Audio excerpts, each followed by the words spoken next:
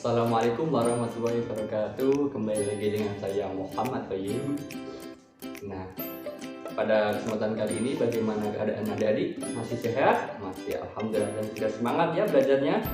Untuk memulai pembelajaran pada pagi hari ini, saya ingin mengabsen kehadiran untuk kalian semua. Untuk adik-adik mohon diperhatikan kanan kirinya, sampingnya, apakah teman-temannya masih ada yang tidak masuk. Langsung saja saya akan mengabsen. Yang pertama ini ada Muhammad Al-Fanur Fakihi. Hadir? Alhamdulillah. Yang kedua ada Siti Nur Azizah. Hadir? Hadir. Oke, selanjutnya pada pertemuan kemarin kita sudah membahas tentang rukun Islam. Nah, masih ingat apa dengan itu rukun Islam? Ayo angkat tangan siapa yang masih ingat? Iya, bagus sekali. Nah, yang kedua ini kita di sini akan membahas tentang rukun-rukun Islam. Nah, apa saja itu rukun Islam? Ya, yang pertama ada syahadat, yang kedua ada sholat, yang ketiga ada zakat, yang keempat ada puasa, dan juga yang terakhir yang kelima ada haji.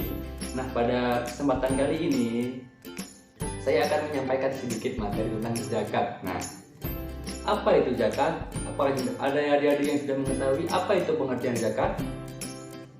Iya, pengertian zakat ini menurut bahasa bisa dikatakan dengan bertambah atau tumbuh. Nah, yang selanjutnya juga bisa dikatakan dengan as-shalah, yang artinya lebih baik, dan juga yang bisa dikatakan at-taharu atau at-tahiru, yang bisa diartikan dengan mensucikan diri.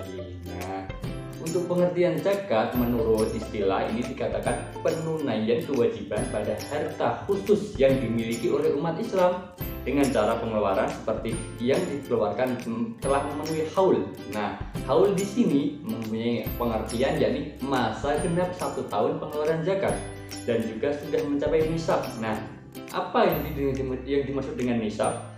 Nisab ini adalah ukuran batas minimal yang dikenai untuk pengeluaran zakat. Yang selanjutnya ada hukum zakat. Nah, hukum zakat itu adalah fardu ain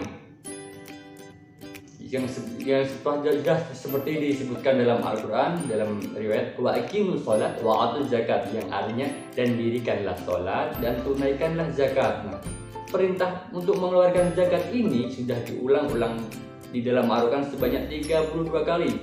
Betapa pentingnya untuk umat Islam untuk mengeluarkan zakat sebagai rasa sikap peduli kita sesama umat Islam yang membutuhkan. Ini yang selanjutnya ada macam-macam zakat. Nah, macam-macam zakat ini ada yang pertama zakat fitrah atau bisa dikatakan dengan zakat jiwa atau zakat nafsi. Yang kedua ini ada zakat mal, nah, atau bisa dikatakan zakat harta benda. Yang ketiga ini ada mustahik atau bisa dikatakan penerima zakat, orang-orang yang berhak atau yang mampu atau yang sesuai kriteria untuk menerima zakat. Yang keempat ini ada nisab dan juga haul. Ini yang pertama ada zakat fitrah atau zakat jiwa. Zakat fitrah atau zakat fitri ini berarti zakat yang diwajibkan karena berkaitan dengan waktu fitrah atau waktu bulan puasa di dalam Ramadan. Zakat fitrah ini mempunyai arti gabungan yang mengandung makna sebab akibat, yang berarti sebab diwajibkannya zakat fitri karena orang muslim dan muslimah ini telah selesai menunaikan puasa di bulan Ramadan, yang seperti dijelaskan dalam hadis Abu Haisam, al-fitrah adalah hasil menciptakan yang menjadi sifat seorang bayi ketika dilahirkan dari ibunya. Artinya kita kembali ke fitrah, ke suci. Dalam riwayat dari Ibnu Qutaibah dikatakan zakat fitrah adalah zakat untuk badan dan jiwa, artinya mensucikan diri.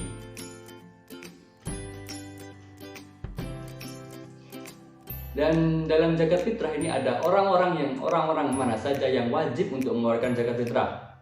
Ini yang pertama ada semua orang muslim tanpa membedakan laki-laki dan perempuan, bagi dewasa, kaya, miskin, yang penting masih hidup. Artinya semua orang Islam wajib untuk mengeluarkan zakat. Dan juga besarnya mengeluarkan zakat ini adalah 2,5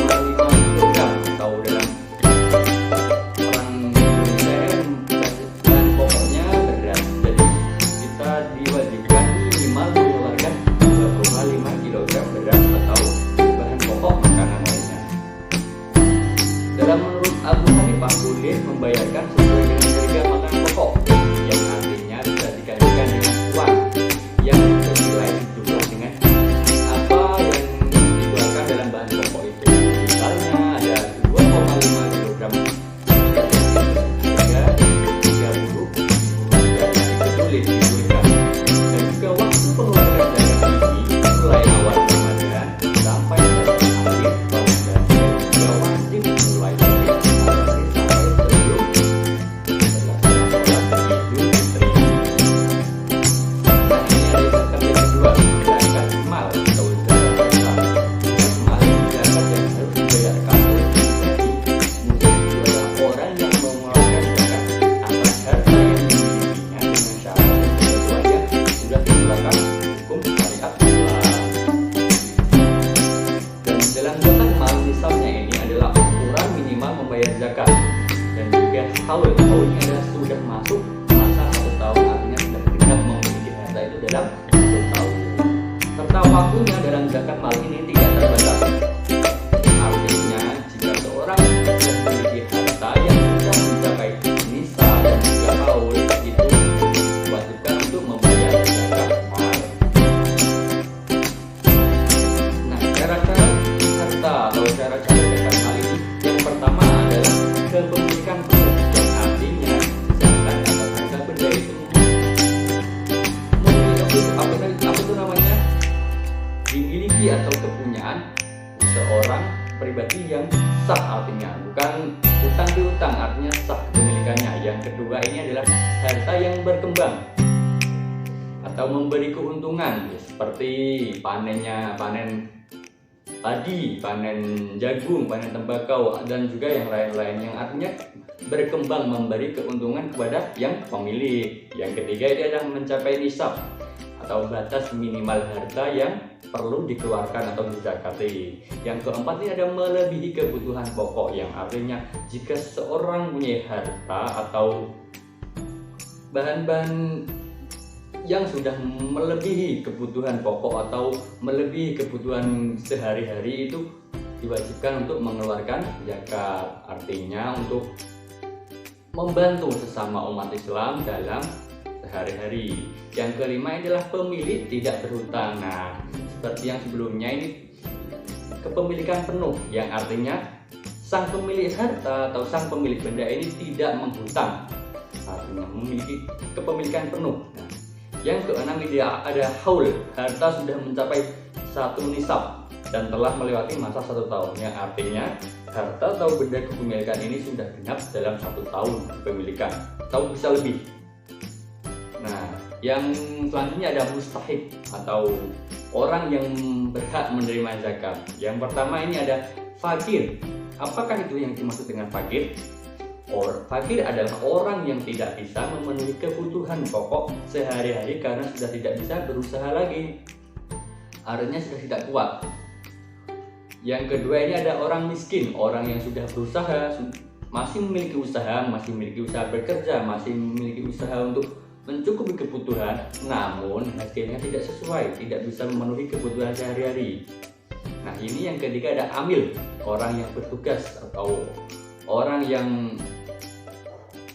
mempunyai kewenangan mengambil zakat dari para muzaki, orang yang mengambil zakat dan mendistribusikan atau membagikan zakat itu kepada orang-orang yang membutuhkan. Yang keempat ini ada mu'alaf. Nah, mu'alaf ini adalah orang-orang yang sedang dilunakkan hatinya untuk memeluk Islam, artinya orang yang baru-baru masuk Islam. Untuk menguatkan keislamannya, orang-orang mu'alaf ini berhak menerima zakat. Yang kelima ada budak atau hamba sahaya. Mungkin dalam sekarang ini sudah tidak ada yang namanya budak, namun di zaman dahulu budak ini berhak untuk menerima zakat, karena zakat yang digunakan untuk membebaskan orang-orang yang sedang menjadi budak, membantu budak untuk meringankan beban hidup. Yang keenam ada ghorimin atau orang-orang yang muslim yang mempunyai hutang dan tidak mampu membayarnya, yang artinya umat-umat Islam, sahabat-sahabat kita, saudara-saudara kita yang memiliki hutang dan kesusahan atau tidak mampu membayarnya, nah itu berhak untuk menerima zakat. Yang ketujuh ada fisabilillah. Fisabilillah ini adalah orang yang sedang bekerja atau ikhlas berjuang di jalan Allah, atau sesuatu yang diprediksikan untuk kepentingan di jalan Allah Ta'ala. Artinya seperti orang-orang yang bekerja rantau di luar kota, di luar rumah jauh, yang artinya berjuang di jalan Allah demi menghidupkan syariat agama Islam. Nah, itu disebut fisabilillah dan berhak untuk menerima zakat. Yang ke-8 adalah musafir atau ibnu sabil, adalah orang yang sedang melakukan perjalanan jauh dan kehabisan biaya. Nah, ini musafir atau ibnu sabil ini seringkali kita temui seperti orang-orang perantauan yang mengadu nasib, yang bepergian namun di tengah perjalanan mereka itu kehabisan biaya, kehabisan bekal. Itu berhak untuk menerima zakat. Nah, cukup sekian. Nah, saya memiliki tugas untuk adik-adik atau teman-teman semuanya di rumah untuk mendiskusikan apa itu pengertian zakat fitrah, zakat mal, dan pada pertemuan selanjutnya saya mohon untuk mempresentasikan atau menyampaikan hasil diskusinya ke depan secara individu. Bisa dimengerti? Bisa, alhamdulillah. Untuk yang terakhir kalinya, saya minta maaf apabila penyampaian pelajaran atau materi tadi ada yang kurang sesuai dan juga masih kurang berkenan. Adik-adik atau teman-teman bisa bertanya pada pertemuan selanjutnya ya. Akhir kata, wassalamualaikum warahmatullahi wabarakatuh.